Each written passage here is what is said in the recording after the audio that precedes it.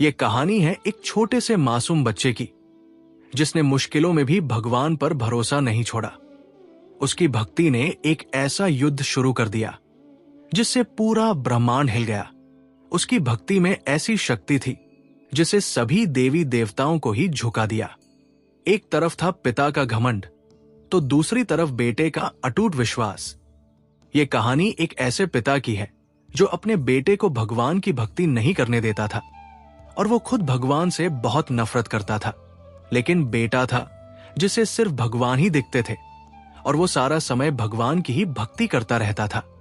क्या होगा अगर आप जिस हर बात पर विश्वास करते हैं वो झूठ हो? क्या होगा अगर आपके अपने पिता आपके सबसे बड़े दुश्मन बन जाएं? ये प्रहलाद की मार्मिक कहानी है। एक बच्चा जिसने अंधकार में जन्म लिया, फिर भी अटूट विश्वास से प्रकाशित हुआ। उसकी भक्ति ने एक ऐसे युद्ध को जन्म दिया जिसने ब्रह्मांड को तोड़ दिया। क्या होगा जब आपका अपना पिता ही आपका दुश्मन बन जाए? लाखों वर्ष पहले सतयुग में मंदराचल पर्वत की घाटी में एक शक्तिशाली असुर तपस्या कर रहा था। वो हिरण्यकश्यप का पुत्र था और लगभग 100 वर्षों से लगातार ओम वेदात्मा विद्महे हिरण्यगर्भा धीमहि तन्नो ब्रह्मा प्रचोदयात् का जाप कर रहा था। हिरण्यकश्यप के पुत्र की इस कठोर तपस्या से इंद्रदेव सहित सभी देवता चिंतित हो गए। उन्हें अपना भविष्य खतरे में नजर आया और वे ब्रह्मा लोक की ओर भागे। वहां पहुंचकर इंद्रदेव और अन्य देवताओं ने ब्रह्मा देव को प्रणाम किया और अपनी चिंता व्यक्त की।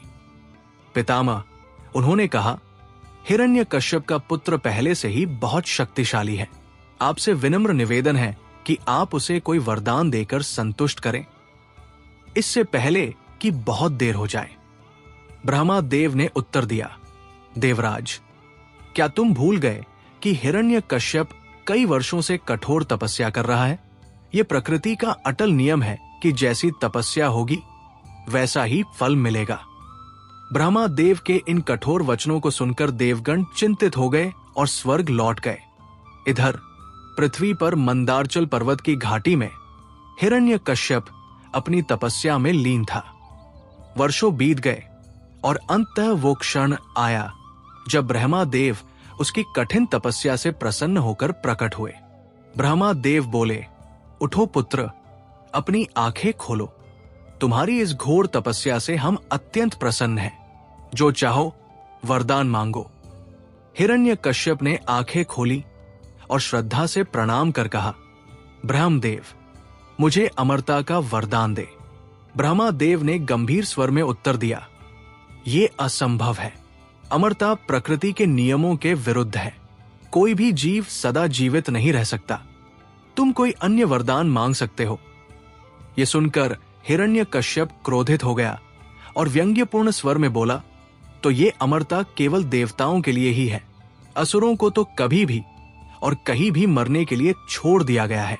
लेकिन मैं जानता था कि आप हमें अमृत का वरदान नहीं देंगे, इसलिए मैंने पहले से ही एक ऐसा उपाय सोच रखा है जिसे आपको अवश्य देना होगा। यह सुनकर ब्रह्मा देव भी क्षण भर के लिए आश्चर्यचकित रह गए। ऐसा प्रतीत हो रहा था मानो देवताओं ने अपना सिंहासन पहले ही खो दिया हो। हिरण्यकश्यप ने ऐसा वरदान मांगा जिससे उसे किसी भी देवता, यक्ष, असुर, मानव या पशु द्वारा मारा न जा सके। उसकी मृत्यु न दिन में हो न रात में। उसे किसी भी अस्त्र या शस्त्र से नहीं मारा जा सके। उसकी मृत्यु न पृथ्वी पर हो और न ही आकाश में। नहीं वो घर के अंदर मरे और न ही घर के बाहर। ब्रह्मा देव ने उसके तप से बंधे होने के कारण ये वरदान दे दिया। अब हिरण्यकश्यप पूरी तरह निश्चिंत हो गया। उसे लगा कि अब उसकी मृत्यु असंभव है। वो स्वयं को अजेय और अमर मानने लगा। वरदान प्राप्त करने के बाद हिरण्यकश्यप मंदारचल पर्वत की घाटी से निकला और सीधे अपने विशाल राज्य हिरण्यकरण वन पहुंचा, जहां असुरों ने हर्षोल्लास के साथ उसका स्वागत किया। सिंहासन पर बैठते ही उसने सबसे पहला आदेश दिया, आज से मेरे राज्य में भगवान विष्णु की पूजा बिल्कुल पूरी तरीके से प्रतिबंधित होगी। हिरण्यकश्यप सिंहासन पर बैठते ही बोला, लाखों वर्ष पहले श्री विष्णु के वाराह अवतार ने मेरे छोटे भाई हिरण्याक्ष का वध किया था। हिरण्याक्ष ने ब्रह्मांडीय महासागर में पृथ्वी को डुबोने और देवताओं का संहार करने का प्रयास किया था, और इसी कारण विष्णु ने उसे मार डाला। तब से विष्णु मेरे सबसे बड़े शत्रु है। अब से मेरे राज्य में उनकी पूजा पूरी तरह प्रतिबंधित होगी। जो भी इस आदेश का उल्लंघन करेगा उसे तुरंत मार दिया जाए। हिरण्यकश्यप का आदेश मिलते ही असुर सैनिक पूरे राज्य में फैल गए। उन्होंने विष्णु भक्तों को पूजा छोड़ने की चेतावनी दी, और जो विरोध करता उसे निर्दयता से मार दिया जाता। देखते ही देखते राज्य में हाहाकार मच गया। भक्त भयभीत थे और कई को प्राणों से हाथ धोना पड़ा। समय बीतने के साथ हिरण्यकश्यप और अधिक क्रूर होता गया। अब उसकी महत्वाकांक्षाएं और बढ़ने लगी। उसने संपूर्ण पृथ्वी पर अपना आधिपत्य स्थापित करने का निश्चय किया और तुरंत युद्ध की तैयारियां शुरू कर दी। योजनाएं बनते ही वो अपनी विशाल असुर सेना के साथ पड़ोसी राज्यों पर आक्रमण करने निकल पड़ा। हिरण्यकश्यप की असीम शक्ति को देखकर आसपास के सभी राजाओं ने आपस में गठबंधन कर लिया। वे एकजुट होकर युद्ध के मैदान में उतरे, लेकिन अधिक समय तक उसका सामना नहीं कर सके। हिरण्यकश्यप अकेले ही उन पर भारी पड़ने लगा। कुछ ही क्षणों में उसने अपने असुर योद्धाओं के साथ मिलकर समस्त राजाओं और उनके सैनिकों का संहार कर दिया और उनके राज्यों पर अपना आधिपत्य स्थापित कर लिया। इसके बाद हिरण्यकश्यप ने अपनी विचारधारा को पूरी पृथ्वी पर फैलाना शुरू कर दिया। बहुत कम समय में उसने हर राज्य, महाद्वीप और जनजाति को अपने नियंत्रण में ले लिया। अब पूरी मानव जाति केवल उसके नाम से कांपने लगी। पृथ्वी पर अपनी सर्वोच्चता स्थापित करने के बाद उसने पाताल लोक पर ध्यान केंद्रित किया, जहां पहले से ही शक्तिशाली असुरों का शासन था। हिरण्यकश्यप ने सीधे युद्ध के बजाय पहले अपने दूतों को पाताल लोक भेजा और वहां के असुरों पर दबाव बनाया कि वे उसे अपना राजा स्वीकार कर लें। उसकी अपार शक्ति को देखते हुए अधिकांश असुरों ने तुरंत उसकी अधीनता स्वीकार कर ली, लेकिन जो असुर विरोध पर उतरे उन्हें हिरण्यकश्यप ने स्वयं पराजित कर अपने अधीन कर लिया। समय के साथ वो पृथ्वी और पाताल लोक का पूर्ण स्वामी बन चुका था, लेकिन उसकी महत्वाकांक्षा यही नहीं रुकी। अब उसकी दृष्टि स्वर्ग पर विजय पाने की थी। साथ ही उसे अपने भाई हिरण्याक्ष के अधूरे कार्य को पूरा करना था। इसके लिए उसने अपने सेनापति और प्रमुख असुर योद्धाओं के साथ एक सुनियोजित युद्ध रणनीति बनाई। सही समय पर अपनी अपार शक्ति का उपयोग कर हिरण्यकश्यप ने स्वर्ग तक पहुंचने के लिए एक ऊर्जावान प्रवेश द्वार बनाया।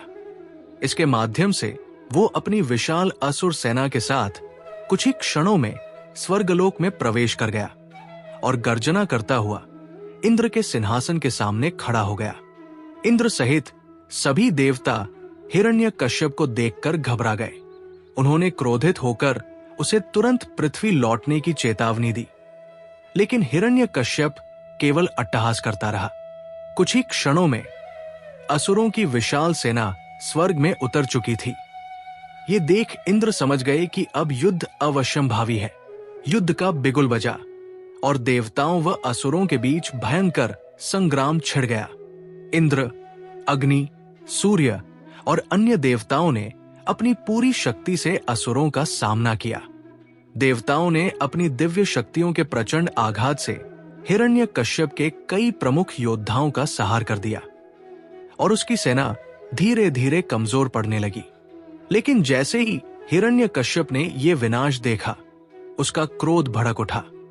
अब उसने अपनी शारीरिक और आध्यात्मिक शक्तियों का उपयोग कर स्वयं युद्ध में उतरने का निश्चय किया। हिरण्यकश्यप ने अकेले ही इंद्र सहित सभी देवताओं पर आक्रमण कर दिया। वो अपनी प्रचंड शक्ति से देवताओं को परास्त करता गया। उसने इंद्र, अग्नि, सूर्य और अन्य देवताओं को पराजित कर लगभग बेहोश कर दिया। हिरण्यकश्यप का ये भयानक रूप देखकर देवता भयभीत हो गए। इससे पहले कि वो उन्हें पूरी तरह पकड़ पाता, सभी देवता भयभीत होकर स्वर्ग से भाग खड़े हुए। युद्ध में हारने के बाद इंद्रदेव सहित सभी देवता स्वर्ग से अदृश्य हो गए। ये देखकर देवताओं की सेना भी तितर बितर हो गई। कुछ सैनिक असुरों के हाथों मारे गए तो कुछ अपनी जान बचाकर भाग गए। इसके बाद हिरण्यकश्यप ने प्रसन्नता से स्वर्ग पर अपना अधिकार जमाया और इंद्र के सिंहासन पर बैठकर अपनी विजय का उत्सव मनाया। स्वर्ग पर विजय पाने के बाद हिरण्यकश्यप ने लगातार पूरे ब्रह्मांड में एक के बाद एक लोकों पर अधिकार कर लिया।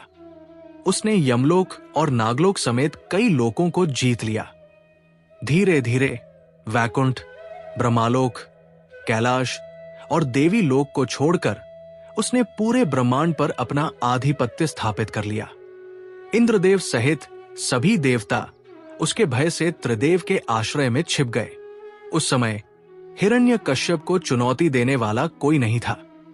समय बीतता गया और फिर वो महत्वपूर्ण क्षण आया जब हिरण्यकश्यप की पत्नी कयाधु ने एक दिव्य बालक को जन्म दिया, जिसका नाम प्रहलाद रखा गया।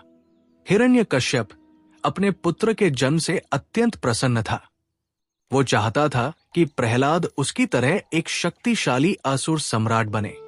बाद में कयाधु ने 3 और पुत्रों अनुलाद, सहलाद और हल्लाद को जन्म दिया। समय के साथ प्रहलाद किशोरावस्था में पहुंच गए, लेकिन हिरण्यकश्यप की अपेक्षाओं के विपरीत प्रहलाद बचपन से ही भगवान विष्णु के परम भक्त बन गए। वे गुरुकुल में शिक्षा प्राप्त करने के साथ साथ दिन रात भगवान विष्णु की आराधना भी करते थे। उनका भक्ति भाव साधारण आस्था से परे था। ये भगवान विष्णु के प्रति अटूट प्रेम और समर्पण का प्रतीक था। समय बीतने के साथ प्रहलाद की शिक्षा पूरी हो गई। इसके बाद उनके गुरु हिरण्यकरण उन्हें लेकर वन राज्य लौटे और हिरण्यकश्यप के समक्ष प्रस्तुत हुए।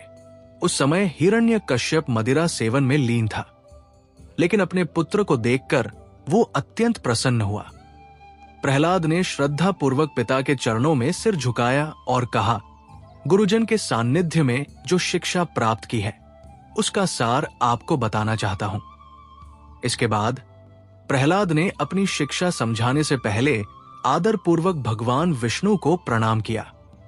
लेकिन प्रहलाद के मुख से भगवान विष्णु का नाम सुनते ही हिरण्यकश्यप क्रोध से आग बबूला हो गया। उसकी आंखें लाल हो गई और उसने क्रोधित होकर गुरु हिरण्यकश्यप को क्रूर दृष्टि से देखा। हिरण्यकश्यप ने प्रहलाद को शिक्षा देने वाले गुरु को कहा, हे मूर्ख ब्राह्मण, तुमने मेरे पुत्र को कैसी शिक्षा दी है? मेरी अनुपस्थिति में तुमने इसे मेरे सबसे बड़े शत्रु विष्णु की भक्ति सिखाई। गुरु ने दीनता पूर्वक सिर झुकाकर उत्तर दिया, राजन, कृपया क्रोधित न हो। मैंने इसे ऐसी कोई शिक्षा नहीं दी। हमें स्वयं नहीं पता कि इसने ये सब कहां से सीखा। इसके बाद हिरण्यकश्यप ने स्वयं प्रहलाद से पूछा कि उसने ये विष्णु भक्ति कहां से सीखी। प्रहलाद ने सहज भाव से उत्तर दिया, पिता, भगवान विष्णु संपूर्ण सृष्टि के स्वामी हैं। वे सभी प्राणियों के हृदय में निवास करते हैं और वही सच्चे उपदेशक है। ये सुनते ही हिरण्यकश्यप का क्रोध और बढ़ गया। उसने प्रहलाद को डांटते हुए कहा, तू अयोग्य है।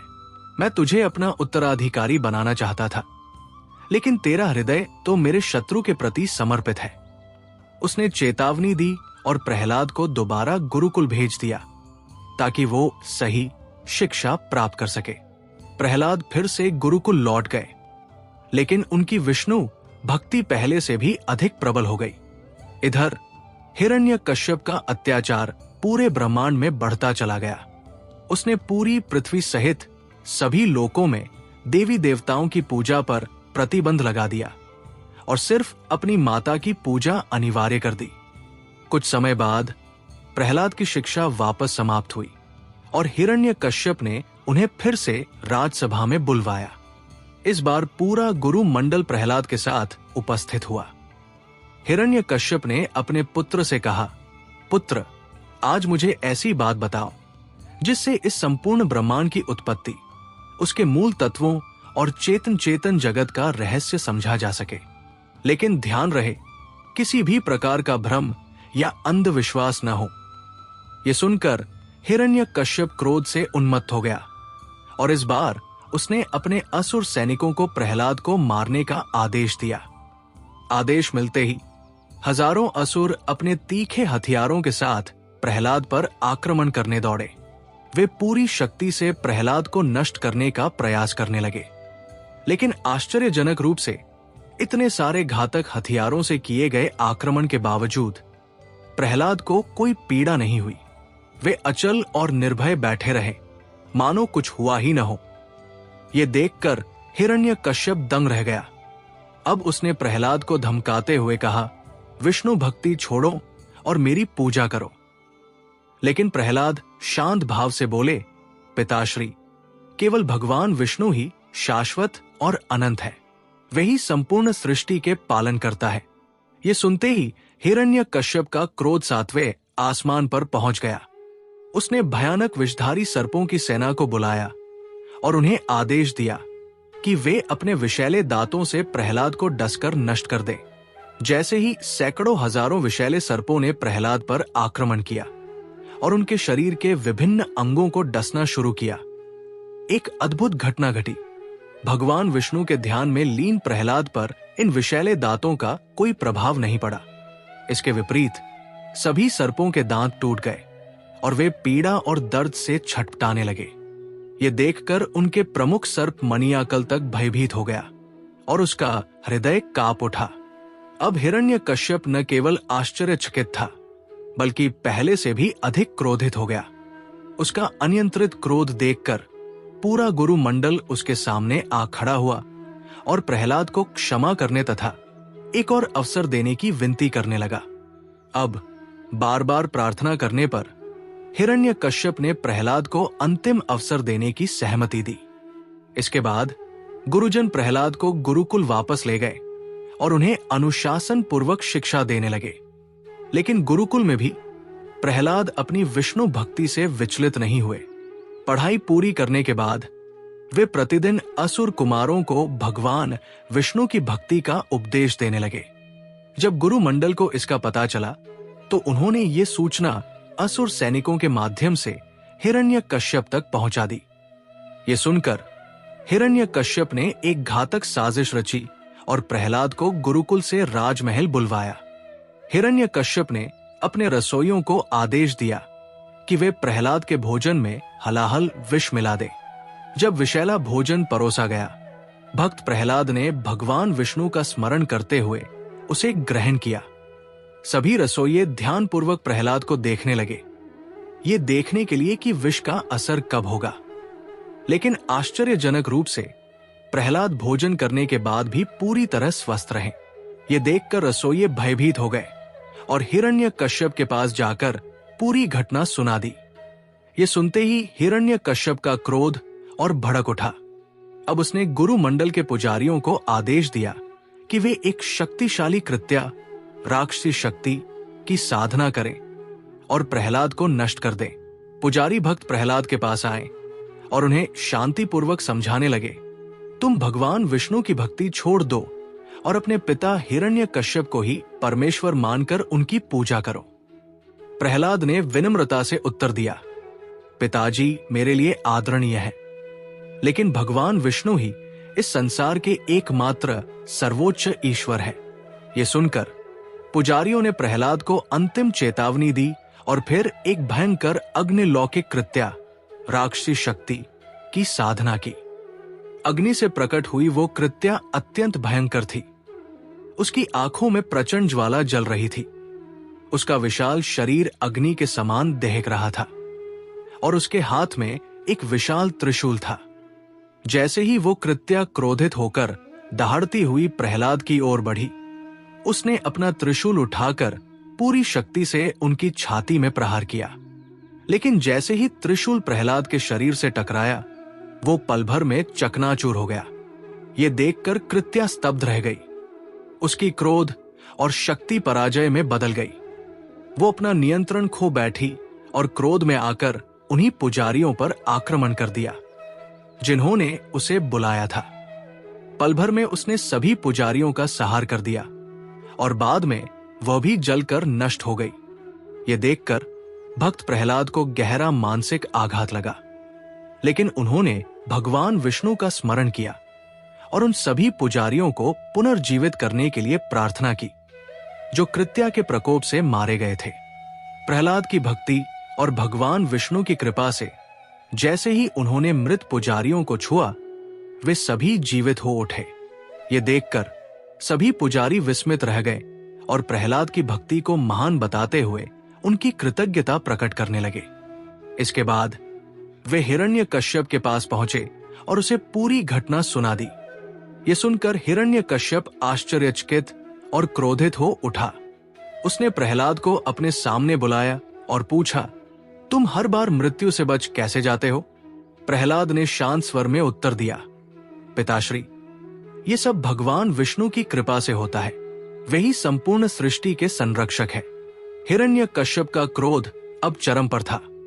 उसने अपने असुर सैनिकों को आदेश दिया कि वे प्रहलाद को पकड़कर 100 योजन लगभग 800 मील ऊंचाई से महल से नीचे फेंक दे। असुर सैनिकों ने क्रूरता से प्रहलाद को उठाया और महल की ऊंचाई से नीचे फेंक दिया, लेकिन गिरते समय भी प्रहलाद ने भगवान विष्णु का स्मरण किया। भगवान विष्णु की कृपा से जैसे ही प्रहलाद पृथ्वी के निकट पहुंचे, धरती माता ने अपनी गोद फैलाकर उन्हें सहज रूप से थाम लिया और फिर अदृश्य हो गई। प्रहलाद को सुरक्षित देखकर असुर सैनिकों ने यह समाचार हिरण्यकश्यप को दिया। ये सुनकर वो और भी अधिक क्रोधित हो गया और फिर से प्रहलाद को मारने की योजना बनाई। हिरण्यकश्यप ने अपने असुर सैनिकों को आदेश दिया कि वे प्रहलाद को सर्पाश से बांधकर समुद्र में डुबो दें। सैनिकों ने प्रहलाद को पकड़कर विशाल सर्पों के फंदों से बांध दिया और उन्हें समुद्र में फेंक दिया। लेकिन जैसे ही प्रहलाद जल में डूबे, समुद्र में भयंकर हलचल मच गई। प्रचंड लहरें उठने लगी और पूरा समुद्र गूंज उठा। ये देखकर हिरण्यकश्यप क्रोधित हो गया और उसने आदेश दिया कि प्रहलाद को भारी चट्टानों से ढक दिया जाए ताकि वे समुद्र की गहराई में हमेशा के लिए दब जाएं। असुर सैनिकों ने समुद्र में डूबे हुए प्रहलाद को विशाल चट्टानों से ढक दिया और उन पर हजारों योजन मीलों ऊंची चट्टानों का ढेर लगा दिया। लेकिन भक्त प्रहलाद अडिग थे। उन्होंने भगवान विष्णु का ध्यान किया। उनकी भक्ति से प्रभावित होकर भगवान विष्णु ने उन्हें अपनी दिव्य शक्ति का अनुभव कराया। सर्पाश स्वतः नष्ट हो गए और समुद्र प्रचंड रूप से कांपने लगा। असुरों के लिए समुद्र को नियंत्रित करना असंभव हो गया। इस प्रकार हर बार भगवान विष्णु की कृपा से भक्त प्रहलाद सुरक्षित बच जाते थे और हिरण्यकश्यप का क्रोध दिन ब दिन बढ़ता ही जा रहा था। भक्त प्रहलाद ने समुद्र से बाहर निकलते ही अपने साथ लाई गई सभी चट्टानों को फेंक दिया। जैसे ही उन्होंने भूमि पर कदम रखा, उन्हें फिर से अपनी वास्तविक पहचान का आभास हुआ। भाव विह्वल होकर वे वहीं बैठ गए और भगवान विष्णु की स्तुति करने लगे। कुछ क्षणों की तल्लीन भक्ति के बाद समस्त ब्रह्मांड के पालनहार भगवान विष्णु उनके सामने प्रकट हुए। प्रहलाद भगवान विष्णु को साक्षात देख अभिभूत हो गए। उन्होंने श्रद्धा से प्रणाम किया और उनके चरणों में गिर गए। भगवान विष्णु ने मुस्कुराकर कहा, हे प्रहलाद, मैं तुम्हारी अनन्य भक्ति से अत्यंत प्रसन्न हूं। तुम जो भी वरदान चाहो मुझसे मांगो। ये सुनकर भक्त प्रहलाद ने प्रार्थना की, हे प्रभु, मुझे अपने प्रत्येक जन्म में आपका परम भक्त बनाए रखें। भगवान विष्णु ने प्रसन्नतापूर्वक ये वरदान दिया और फिर बोले, प्रहलाद, कोई और वरदान भी मांगो। इस पर प्रहलाद ने विनम्रता पूर्वक कहा, हे प्रभु, यदि आप मुझ पर कृपा करना ही चाहते हैं तो मेरे पिता हिरण्यकश्यप, जिन्होंने अनेक पाप किए हैं, उन्हें उन पापों से मुक्त कर दे। भगवान विष्णु ने तथास्तु कहकर यह वरदान दिया और अंतर्धान हो गए। इसके बाद भक्त प्रहलाद महल में लौट आए और सीधे अपनी माता कयाधु के कक्ष में गए। पुत्र को सुरक्षित और स्वस्थ देखकर माता कयाधु ने उसे गले से लगा लिया। उसी समय हिरण्यकश्यप भी वहां आ पहुंचा। प्रहलाद को जीवित देखकर हिरण्यकश्यप का क्रोध बढ़ गया। उसने गहरी सोच में अपने हाथ रगड़े और अचानक अपनी बहन होलिका की याद आई। तुरंत ही उसने दासों को भेजकर होलिका को महल में बुलवाया। अगले ही दिन होलिका महल में आ गई। हिरण्यकश्यप ने उसके साथ मिलकर एक भयानक योजना बनाई। उसने पूरे नगर में यह घोषणा करवाई कि एक विशेष आयोजन होगा जिसमें प्रहलाद और होलिका को अग्नि में बैठाया जाएगा। दरअसल होलिका को ब्रह्मा जी से वरदान प्राप्त था कि वो अग्नि में नहीं जलेगी। इसी वरदान का उपयोग करके हिरण्यकश्यप अपने पुत्र प्रहलाद को मारने का षड्यंत्र रच रहा था। जैसे ही शाम ढली, ये क्रूर आयोजन शुरू हो गया। कयाधु की अनिच्छा के बावजूद भक्त प्रहलाद को जबरदस्ती होलिका की गोद में बैठा दिया गया और चिता में आग लगा दी गई। जैसे ही लपटें उठीं, भक्त प्रहलाद ने भगवान विष्णु का स्मरण करना शुरू किया, जबकि होलिका अट्टहास करने लगी। उसे हंसते देखकर हिरण्यकश्यप भी ठहाके लगाने लगा। कुछ ही क्षणों में आग ने विकराल रूप ले लिया, लेकिन चमत्कारिक रूप से भक्त प्रहलाद को कोई आंच नहीं आई, जबकि होलिका को जलन महसूस होने लगी। धीरे धीरे उसकी पीड़ा बढ़ती गई और वो छटपटाने लगी। अंततः वो आग में जलकर भस्म हो गई। ये देखकर हिरण्यकश्यप क्रोध और दुख से दहाड़ने लगा, लेकिन वो कुछ कर नहीं सका। वहीं भक्त प्रहलाद अग्नि से सुरक्षित बाहर निकल आए। ये दृश्य देखकर सभी चकित रह गए, परंतु हिरण्यकश्यप का क्रोध और बढ़ गया। पूरे महल और नगर में मातम छा गया। धीरे धीरे सूर्य भी अस्त हो गया। रात होते ही असुर सैनिकों ने भक्त प्रहलाद को बलपूर्वक पकड़कर राजदरबार में हिरण्यकश्यप के सामने ला खड़ा किया। हिरण्यकश्यप ने क्रोध और अहंकार से भरी आवाज में कहा, तू असुर जाति पर एक कलंक है। मेरा ही पुत्र होकर तू मेरे शत्रु विष्णु की भक्ति करता है। मैं ही परम शक्तिशाली हूं, इस ब्रह्मांड का एकमात्र स्वामी। सूर्य, चंद्रमा, वायु, काल सब मुझ में ही समाये हुए हैं। मुझसे बड़ा कोई ईश्वर नहीं। इसके बाद उसने प्रहलाद पर दबाव डाला कि वे केवल उसे ही भगवान माने। भक्त प्रहलाद ने निर्भय होकर उत्तर दिया, पिताश्री, आपका ये अभिमान आपको विनाश की ओर ले जा रहा है।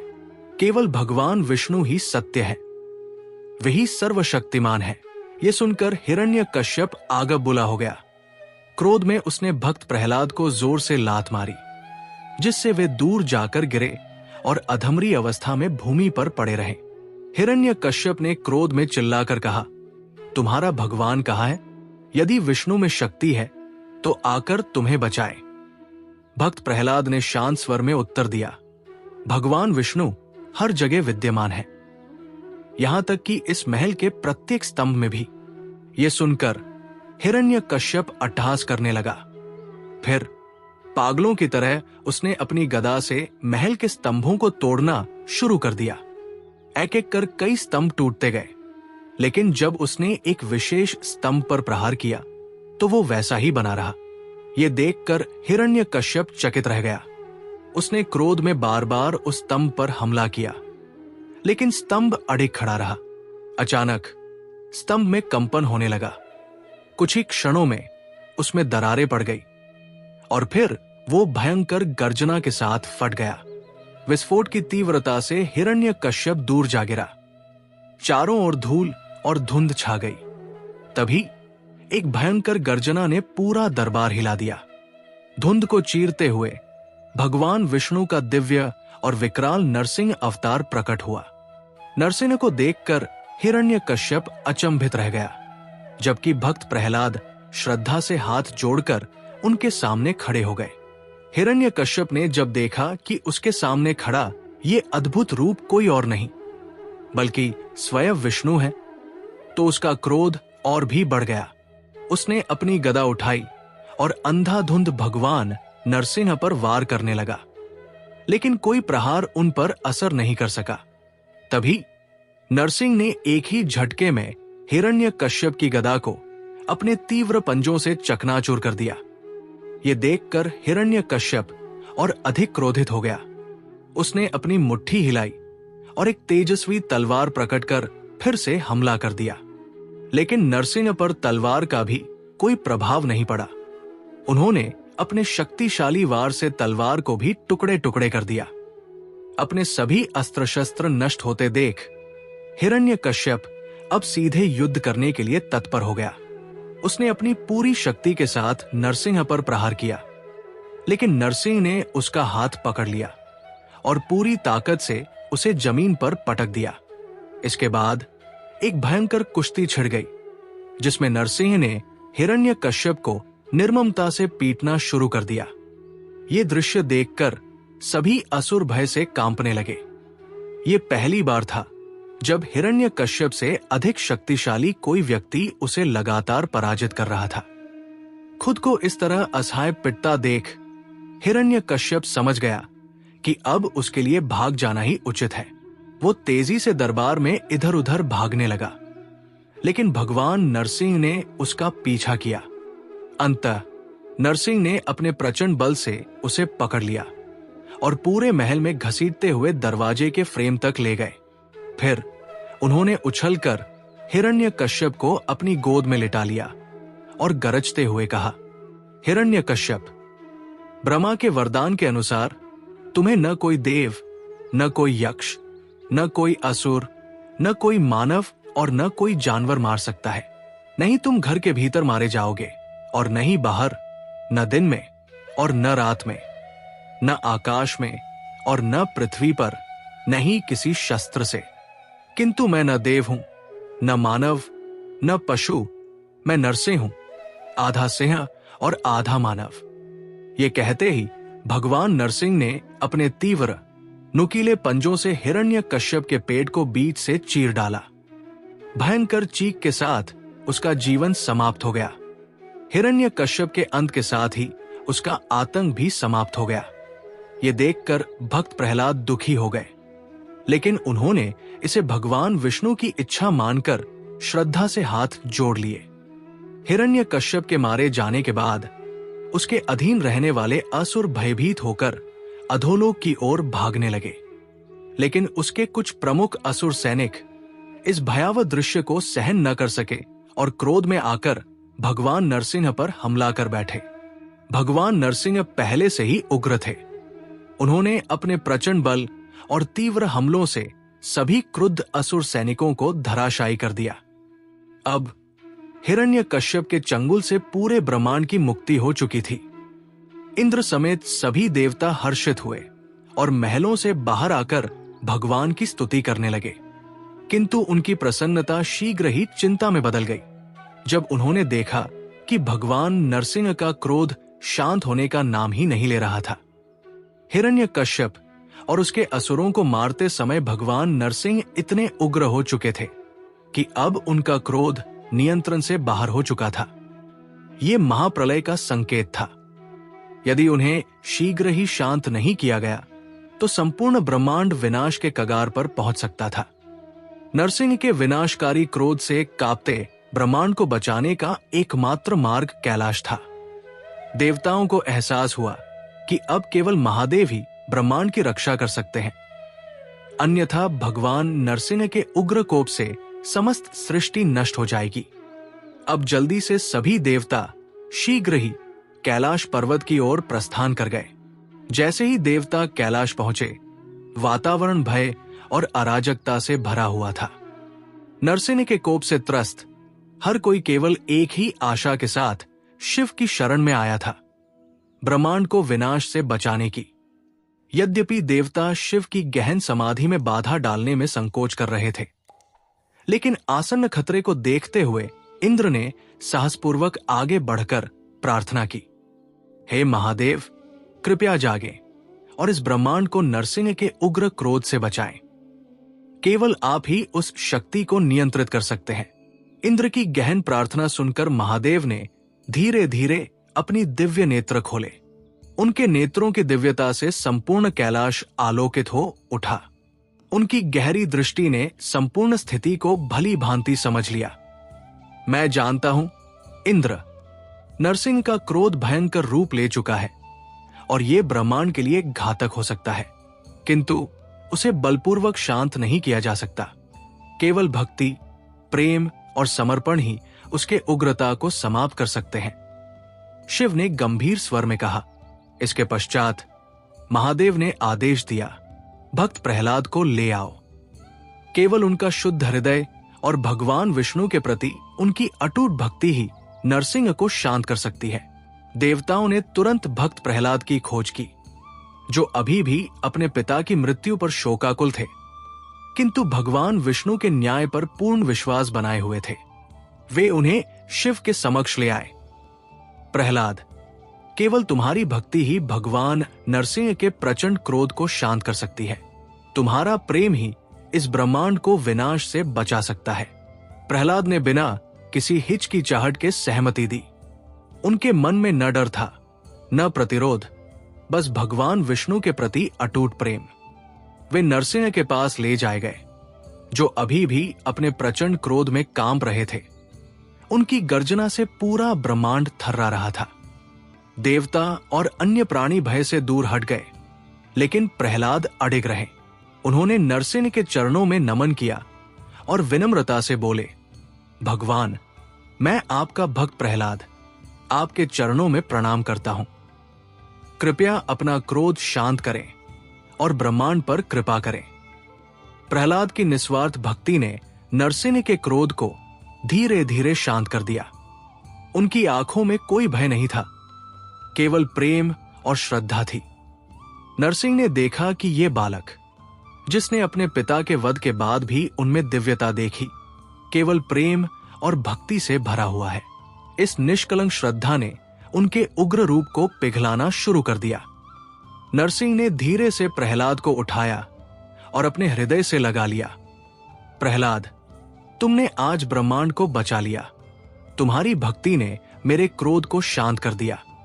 मैं तुम्हारी निस्वार्थता का ऋणी हूं। इसके साथ ही नरसिंह का भयंकर रूप धीरे धीरे शांत हो गया। देवताओं और प्राणियों ने राहत की सांस ली। भगवान शिव ने प्रहलाद को आशीर्वाद दिया। प्रहलाद, तुम्हारा नाम भक्ति और निस्वार्थता के प्रतीक के रूप में अमर रहेगा। तुमने सिद्ध कर दिया कि प्रेम हर बुराई पर विजय पा सकता है।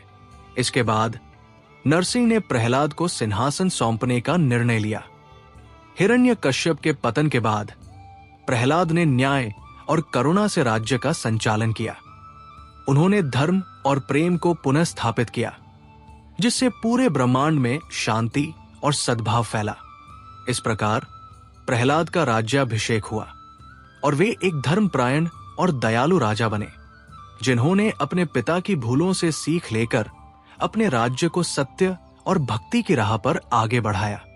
भगवान विष्णु के नरसिंह अवतार ने संसार को सिखाया कि अहंकार, क्रोध और क्रूरता का अंत विनाशकारी होता है। वहीं भक्त प्रहलाद ने यह प्रमाणित किया कि अटूट श्रद्धा, निस्वार्थ भक्ति और ईश्वर प्रेम से किसी भी विपत्ति को दूर किया जा सकता है। समय के साथ नरसिंह अवतार की यह कथा बुराई पर अच्छाई की विजय और भक्ति की शक्ति का प्रतीक बन गई। यह हमें धर्म और प्रेम के मार्ग पर चलने की प्रेरणा देती है, क्योंकि अंततः यही मानवता को सच्ची मुक्ति की ओर ले जाता है। राज्याभिषेक के बाद प्रहलाद ने एक न्यायप्रिय और दयालु राजा के रूप में शासन किया। उन्होंने अपने पिता के शासनकाल में फैली क्रूरता और अधर्म को मिटाकर धर्म और प्रेम के मूल्यों को पुनः स्थापित किया। उनके नेतृत्व में राज्य में शांति और समृद्धि का विकास हुआ और प्रजा उन्हें प्रेम और सम्मान देने लगी। प्रहलाद ने विष्णु भक्ति को बढ़ावा देने के लिए कई प्रयास किए। उन्होंने मंदिरों के निर्माण और धार्मिक उत्सवों की पुनः स्थापना को प्रोत्साहित किया। स्वयं भी भक्ति और सेवा का आदर्श प्रस्तुत किया, जिससे उनकी प्रजा ईश्वर के प्रति समर्पित जीवन जीने की ओर प्रेरित हुई। जैसे जैसे समय बीता, प्रहलाद ने एक तपस्वी जीवन अपनाने और सत्य की खोज करने की इच्छा व्यक्त की। उन्होंने अपने पुत्र को सिंहासन सौंपने का निर्णय लिया और समस्त प्रजा को एकत्र कर अपने विचार प्रकट किए। मेरे प्रिय प्रजाजनों, प्रहलाद बोले, मैंने वर्षों तक आपकी सेवा करने का सौभाग्य प्राप्त किया है। अब मेरा मन सत्य की खोज और आध्यात्मिक साधना की ओर अग्रसर हो रहा है। मुझे विश्वास है कि मेरा पुत्र एक न्यायप्रिय और दयालु शासक के रूप में आपका मार्गदर्शन करेगा। इस प्रकार प्रहलाद ने अपने कर्तव्यों को पूर्ण कर आत्मज्ञान की ओर प्रस्थान किया और उनकी कथा सदा के लिए भक्ति, न्याय और धर्म की अमर मिसाल बन गई। प्रजा ने प्रहलाद के निर्णय पर दुख व्यक्त किया, लेकिन उनके प्रति सम्मान और प्रशंसा भी प्रकट की। उन्होंने अपने नए राजा के प्रति निष्ठा की शपथ ली और प्रहलाद को आशीर्वाद दिया, क्योंकि वे अपनी आध्यात्मिक यात्रा पर निकल रहे थे। प्रहलाद ने वर्षों तक ब्रह्मांड की यात्रा की, ध्यान और चिंतन में लीन रहे। वे ऋषियों और संतों से मिले, उनसे ज्ञान अर्जित किया और आत्म साक्षात्कार के मार्ग पर आगे बढ़ते गए। अपनी यात्रा के अंत में वे एक शांत स्थान पर पहुंचे और गहन समाधि में लीन हो गए, जहां वे भगवान विष्णु में एकाकार हो गए। प्रहलाद की कथा सदियों से सुनाई जाती रही है, जो भक्ति, साहस और धर्म के प्रति समर्पण का प्रतीक बनी। उनका शासनकाल धर्म और न्याय के स्वर्ण युग के रूप में याद किया जाता है। भगवान विष्णु प्रहलाद की अटूट भक्ति और उनके द्वारा स्थापित धर्म की विरासत से प्रसन्न हुए। वे अपने दिव्य रूप में प्रहलाद के समक्ष प्रकट हुए और बोले, प्रहलाद, तुम्हारी भक्ति और धर्म के प्रति समर्पण अतुलनीय है। तुमने बुराई के समक्ष असीम साहस दिखाया और प्रेम व करुणा की शक्ति का संदेश दिया। मैं तुम्हें एक ऐसा स्थान प्रदान करता हूं जो युगों युगों तक पूजनीय रहेगा। विष्णु ने प्रहलाद को दिव्य सम्मान प्रदान किया और उन्हें अपने साथ एक उच्च लोक में स्थान दिया, जहां वे सदा के लिए भगवान के सान्निध्य में रहे।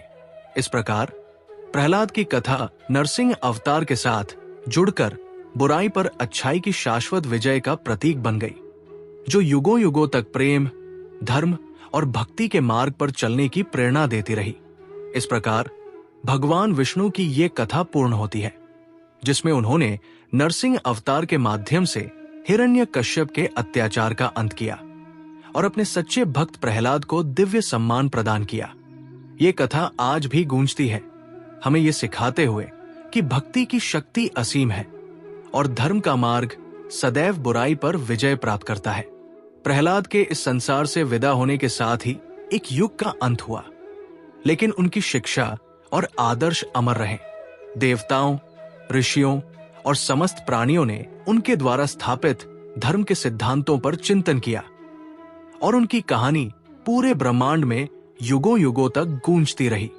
स्वयं भगवान विष्णु अपने शाश्वत धाम में विराजमान होकर अपने अवतारों के गूढ़ अर्थ पर विचार करते हैं।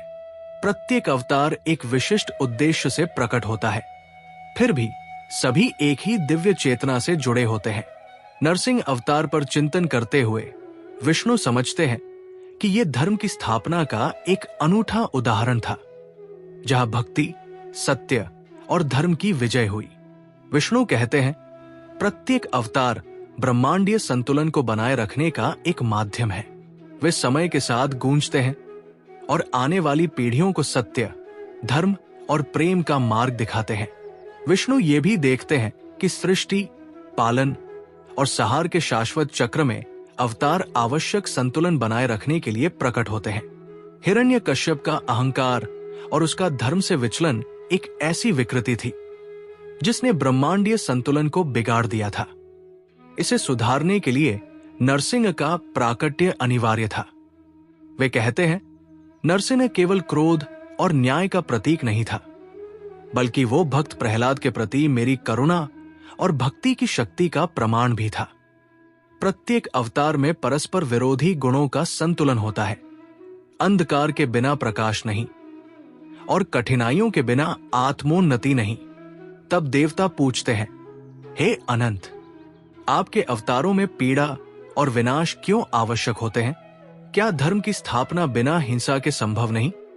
विष्णु उत्तर देते हैं, ब्रह्मांड एक जटिल ताना बाना है, जहां स्वतंत्र इच्छा और ब्रह्मांडीय नियम परस्पर जुड़े हैं। जब अधर्म अपनी सीमाएं लांघ जाता है, तब कभी कभी एक प्रबल हस्तक्षेप ही संतुलन को पुनः स्थापित कर सकता है। लेकिन स्मरण रहे, मेरा उद्देश्य कभी भी केवल विनाश नहीं होता, बल्कि सृजन, परिवर्तन और पुनर्स्थापना होता है। वे आगे कहते हैं, नरसिंह अवतार में हिरण्यकश्यप का संहार आवश्यक था, लेकिन उससे भी महत्वपूर्ण था प्रहलाद का उत्थान।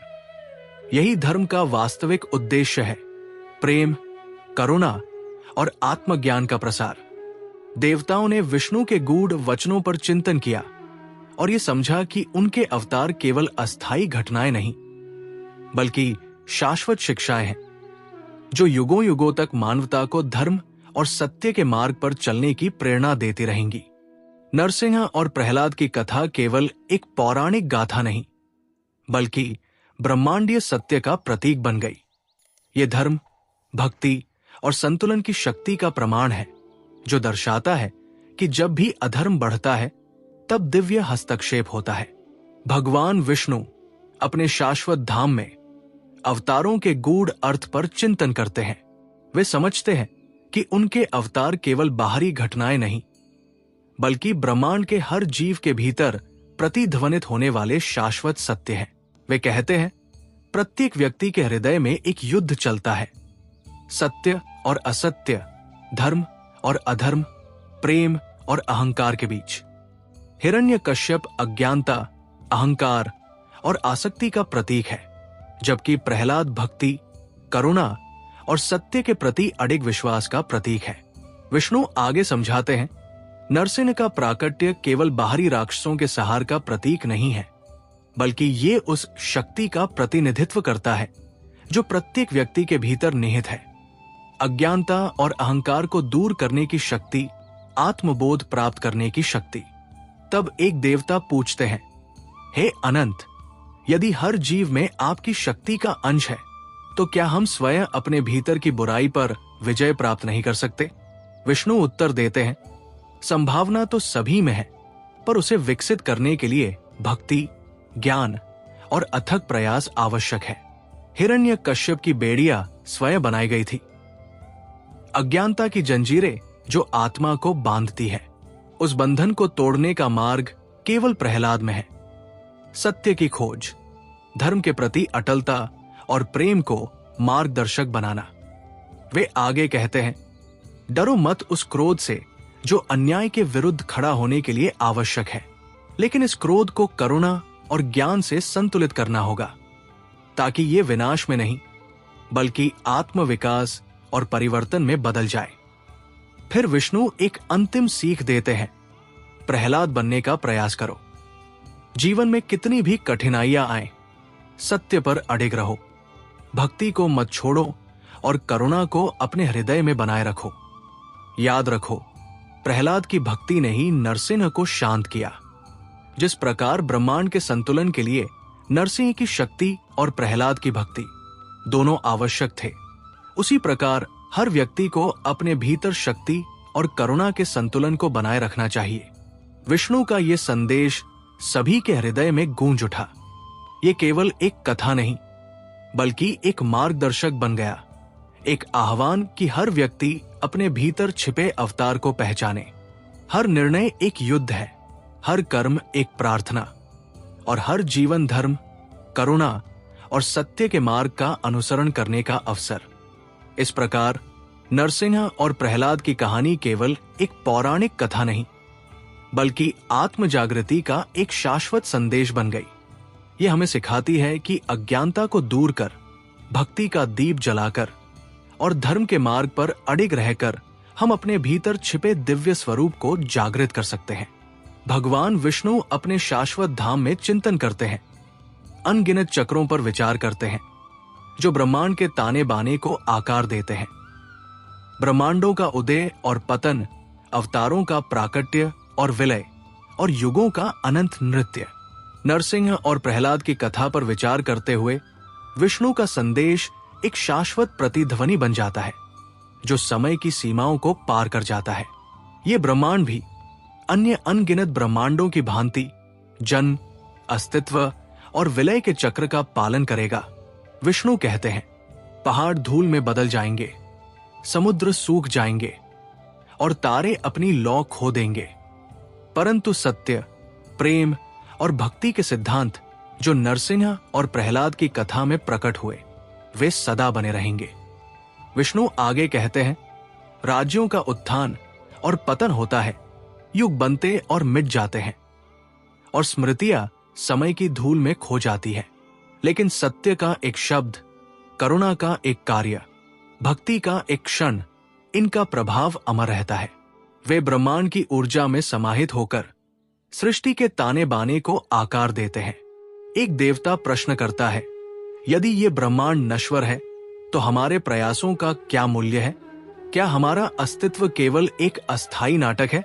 विष्णु उत्तर देते हैं, नश्वरता तुम्हारे कार्यों के महत्व को कम नहीं करती, बल्कि उसे और अधिक मूल्यवान बनाती है। ये तथ्य कि समय सीमित है, प्रत्येक क्षण को अनमोल बनाता है। इसलिए प्रेम, दया और सत्य का प्रतीक बनने का प्रयास करो। जान लो कि तुम्हारे कर्मों की प्रतिध्वनि तुम्हारे सीमित जीवन से परे तक गूंजती है। विष्णु आगे समझाते हैं, नरसिंह और प्रहलाद की कथा केवल एक क्षणिक घटना नहीं है, ये एक चिंगारी है जो अनगिनत हृदयों में भक्ति और सत्य की लौ जलाती है।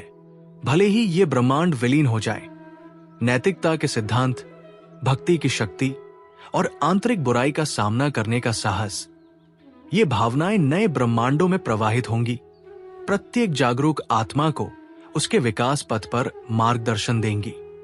फिर विष्णु कहते हैं, समय के महासागर में एक क्षणिक लहर बनने से मत डरो। ये मत सोचो कि क्योंकि तुम्हारा अस्तित्व अस्थायी है इसलिए वह महत्वहीन है। लहर का अस्तित्व भले ही क्षणिक हो, परंतु वह जो ऊर्जा लेकर आती है, प्रेम, करुणा और धर्म, वही इसे मूल्यवान बनाती है।